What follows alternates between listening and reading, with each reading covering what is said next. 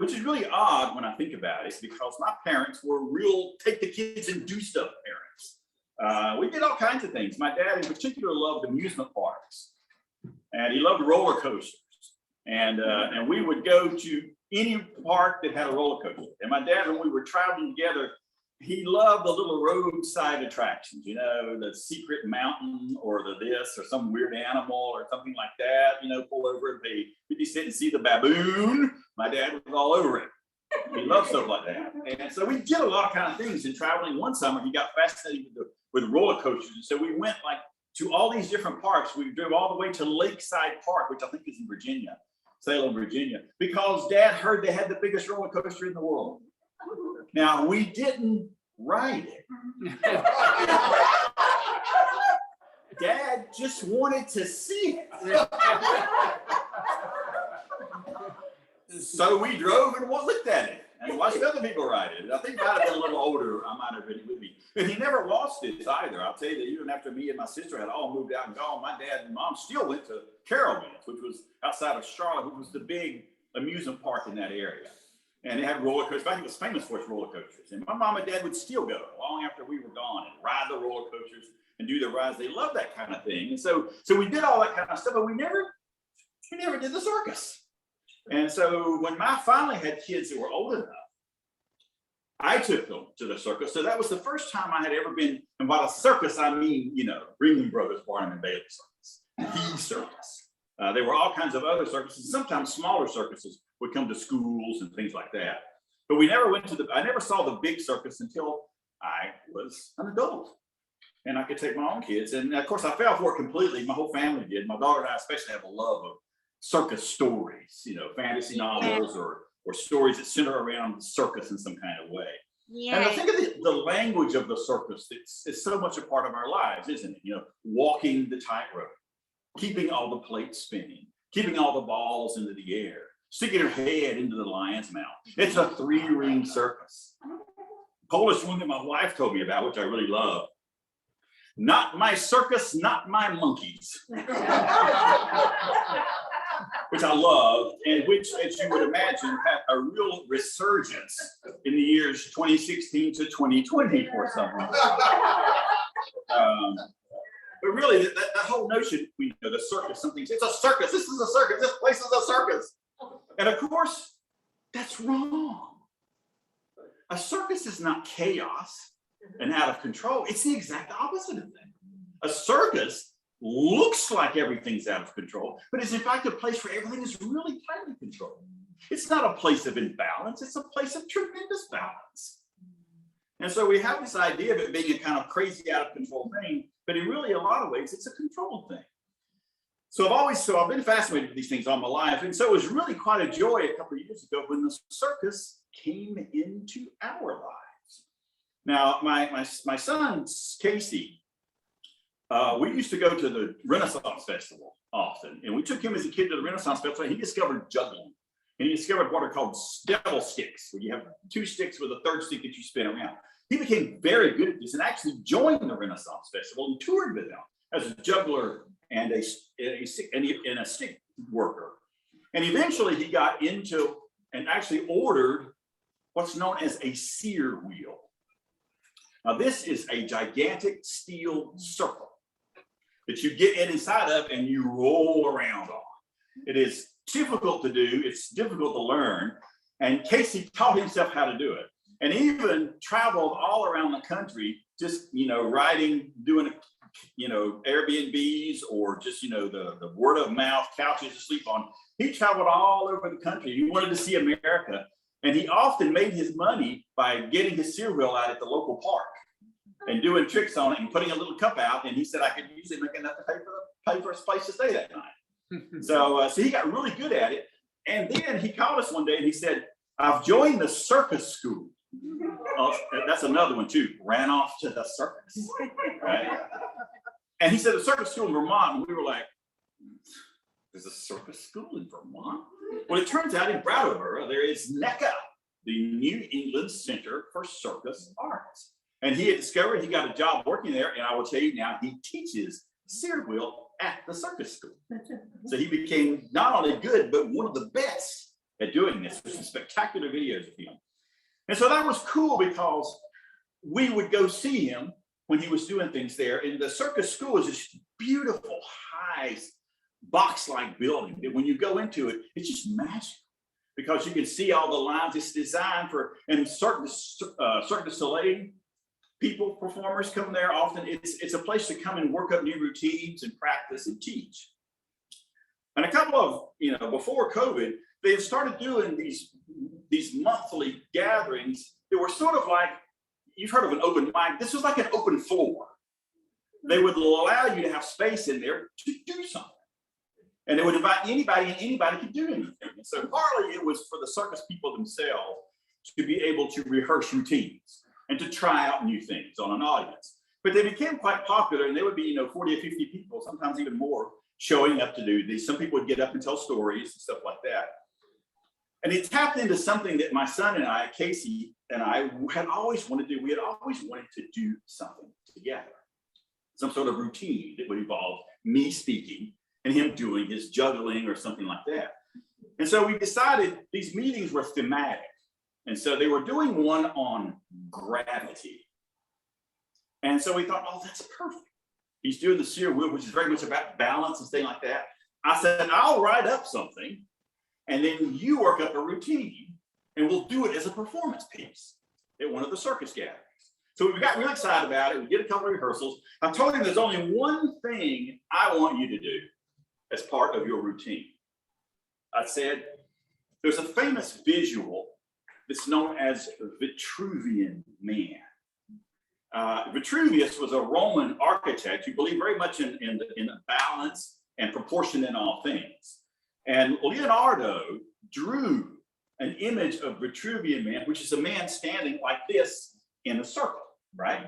You've probably seen it. And so I said, Casey, at one moment, I want you to do that.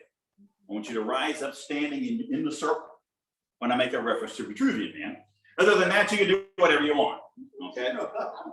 So I had this image of me kind of in the middle doing my thing and him spinning around me in his circuit. So we rehearsed it a couple of times.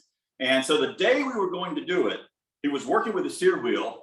And part of the seer wheel technique is that when you're rolling down on the ground with these things. And so you have to open your hand as you go down. Well, he got his hand caught under the wheel. The morning we were going to do a routine, and he didn't break it, but he hurt it bad. And so he called me up because we were on our way there to rehearse to do this piece.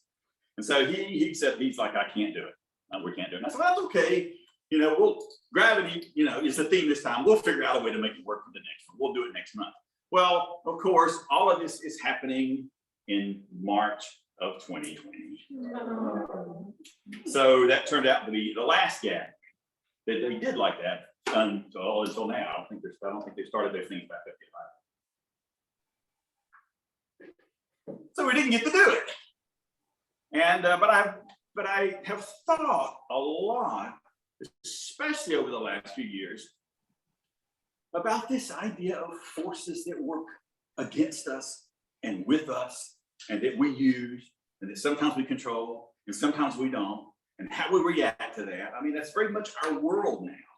And so I thought I would try to do this for you as a kind of sermon/poem. And so I want to share with you what I wrote for our performance piece. I want you to imagine Casey swirling around me in a giant wheel.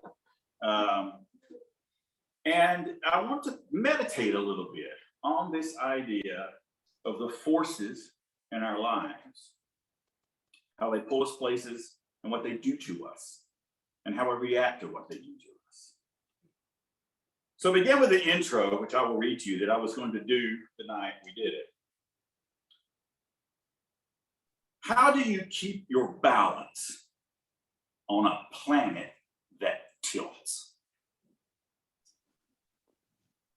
This is what we turn to circus people for, to teach us how to move on a careening world, how to, with some grace, not look like we're always falling.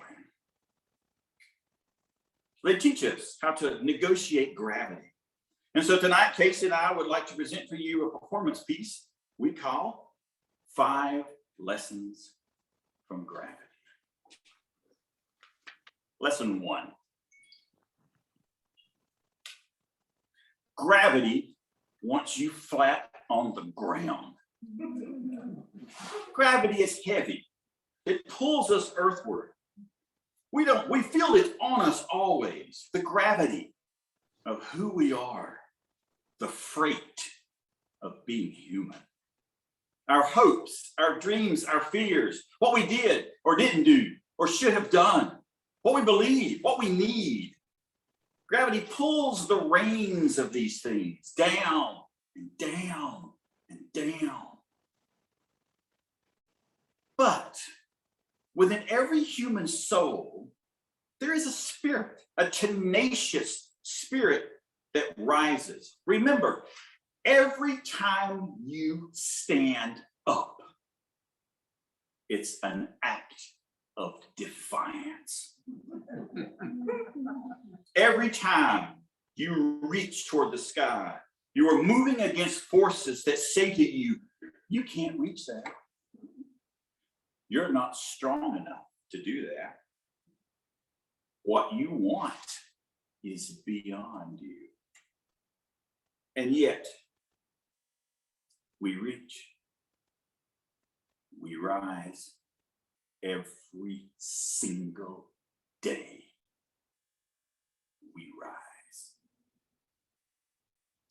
And so when I think of that, I think of weight.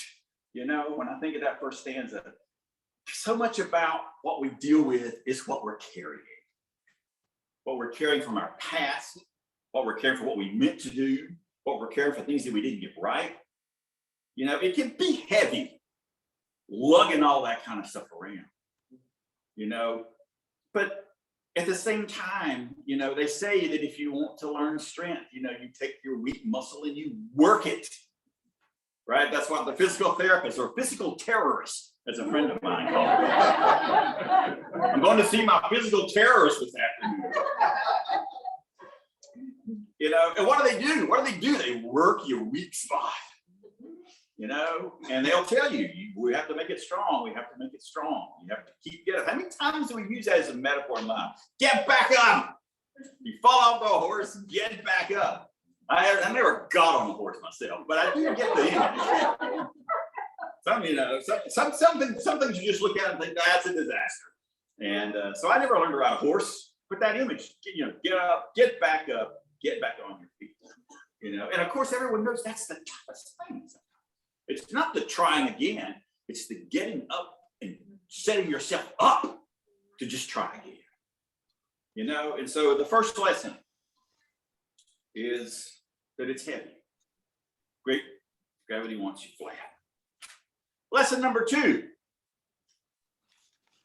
Gravity loves spin. Gravity makes rings. It loves to be orbited. It loves to be encircled. Gravity wants you to dance, to be a whirling dervish of life and energy and power. The music of the spheres is swing music, a centrifugal rag set to the syncopated snap of a pulsar. When we spin, we swirl the world around us. With our arms, we spiral galaxies. And when we think about movement and what is possible, about what we can move and what we can do, I think of my wife, who dances constantly. We were joking this morning about being the 2 odd people in the community. Something I think we hold without any real contest. You just have to picture us. I'm walking around the streets practicing my sermons, bellowing. I have noticed a tendency to swap to the other side of the street when I come down. It's okay. It's okay. I need room, but you know, and I talk to myself a lot. I do this a lot, and you know, and my wife dances to music only she can hear when she goes walking. So this is the two people that some people share the community with. A guy who walks around gesturing and talking to nobody, and a wife who dances ferociously to nothing anyone else can hear. And that's who we are. And but that's that's cool. What is it, Thoreau-said? Everyone moves to a different drummer. And it's a drummer very often only you can hear. And you have to work to hear that drummer sometimes, to follow your own path, to go in your own directions. These are always the scariest things we do, because we're afraid of looking weird. We're afraid of looking different or acting in some kind of way that is not, politically correct. What a ghastly phrase. It's politically correct to do this or do that. Who strives to be politically incorrect? Right? It's just, that seems a nobler passion. But really, that's true. And so when I think of gravity in this sense, because what I want to show is that there are positive and negative things about the forces on us. And some of the forces pull us out of ourselves. The impulse to move, the impulse to turn, the impulse to swing. It can be scary to do these kinds of things, to dance on your own, to be. My wife's joke was, she was like, when I was growing up, I was always, the only person on the dance floor dancing. She even wrote something about that one time, about I'm the girl who's the only one on the dance floor dancing. And I remember growing up in school, it was kind of thing through the school dances. Everyone did the slow dance because you could hide behind all the other people. But the dances where you had to get out and move out on your own, that was a scarier thing.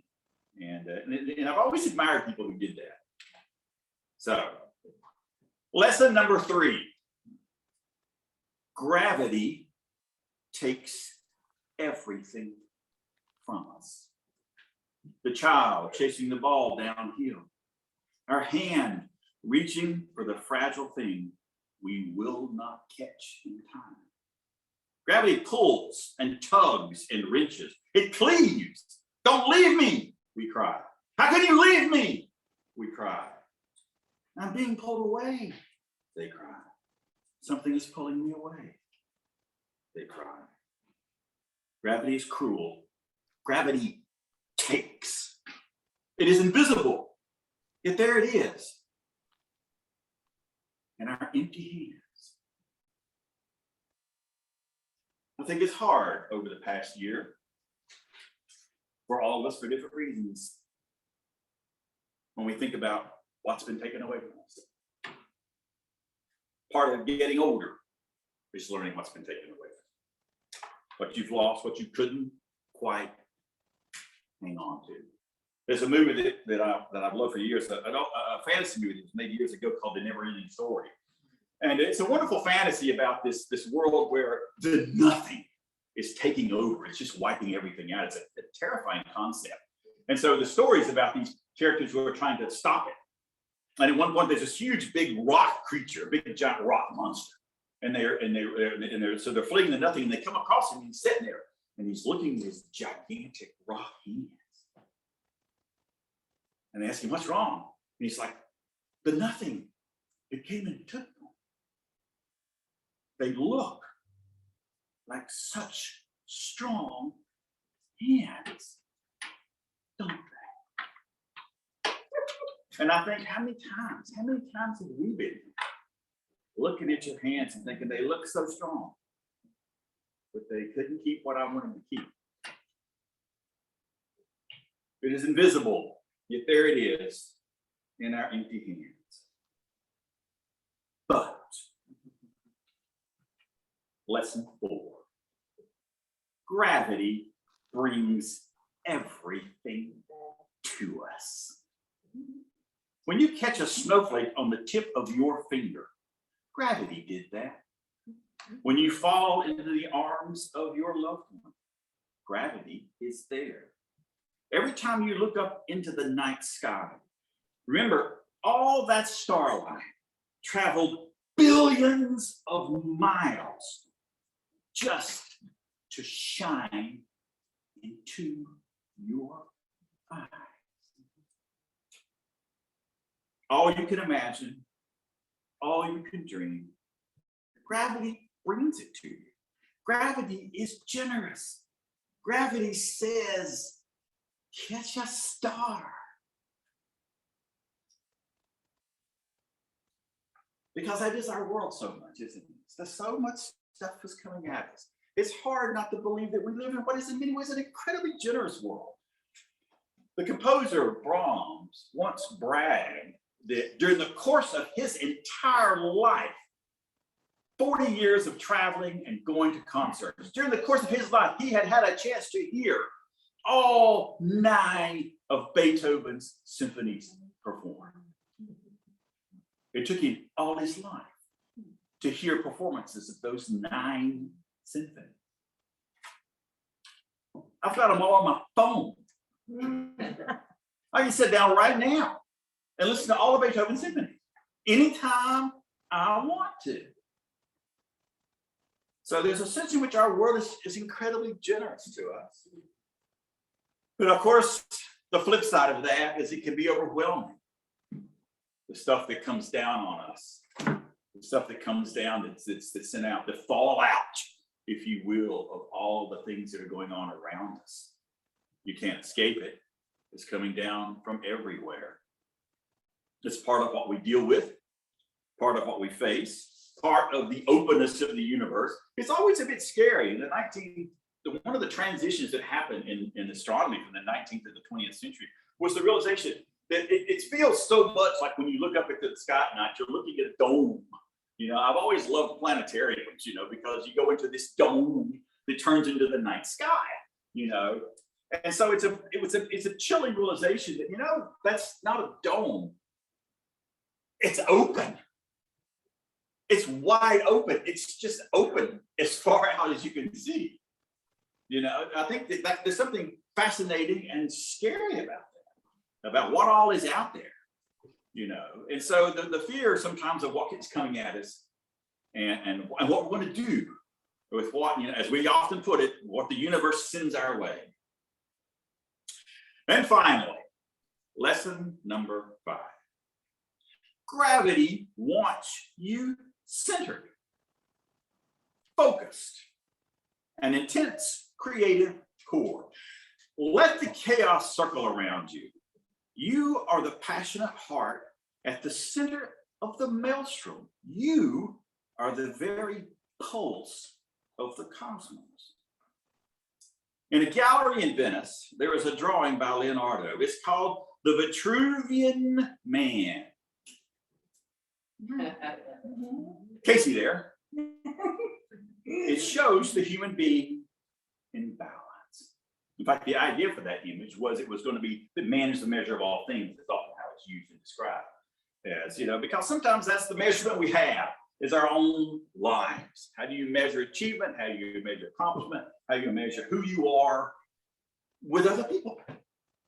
With the people that you're surrounded with and the people that you see. And so it's a human measurement for a galactic, gigantic universe that can often be scary. It often be joked, you know, Carl Sagan and his billions and billions from Cosmos. You know, he wrote an essay that said, the title of the essay was, I did not say billions and billions.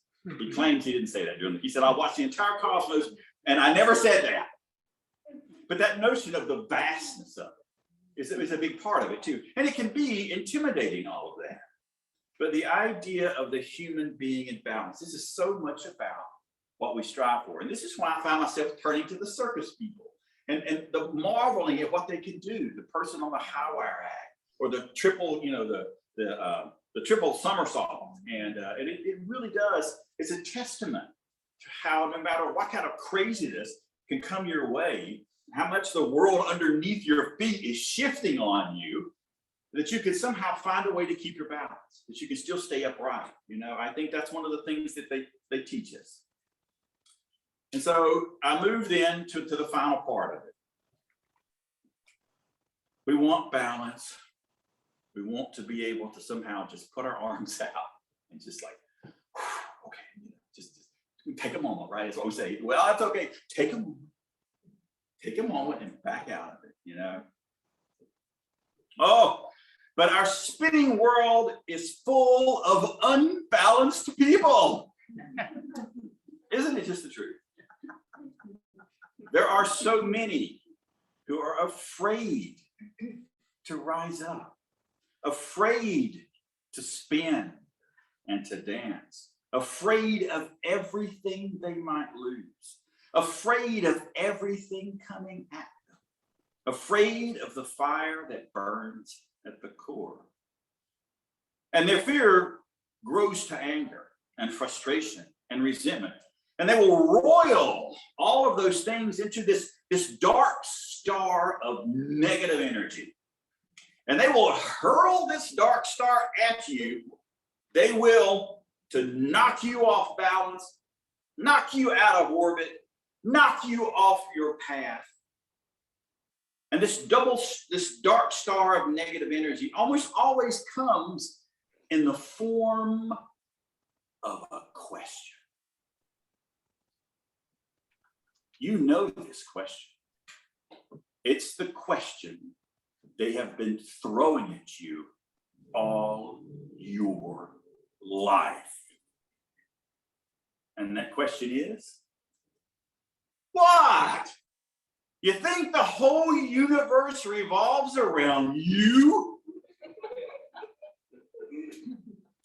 My friends, the answer to this question is and is always yes!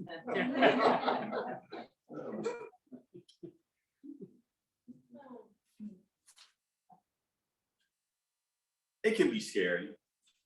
Oh, we don't know. But you know, someone once came to Robert Frost and said he wanted to be a poet. And Robert Frost said, well, you know, what are you writing? He's like, well, you know, I don't feel like I can write yet. You know, I'm reading and I'm studying and I'm waiting till I get to the point where I know enough to be able to write about it. And Frost is like, you're already on the wrong path. If you wait till you know enough, you'll never do it. And then he said this wonderful thing, and I've clung to it all my life in some ways. He said, we all begin with insufficient knowledge. We don't have all the answers.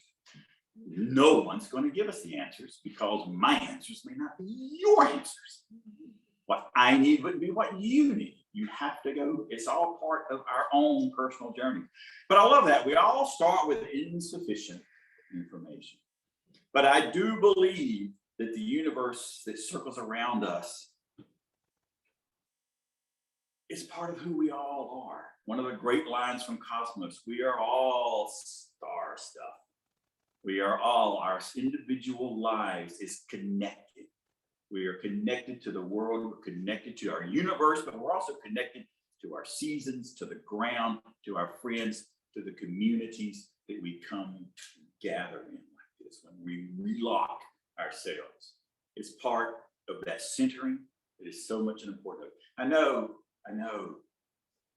it feels so off balance so often, but we can find a balance.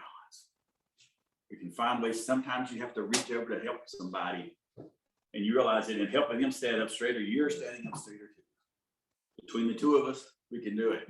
Between the community, we can do it. Between the things that I do, creativity can help you find balance. Music, being able to play, being able to write, being able to draw, being able to walk outside and feel like you should really break into song, whether you do it or not. That is connection. That is finding balance. And that is one of the great lessons of gravity.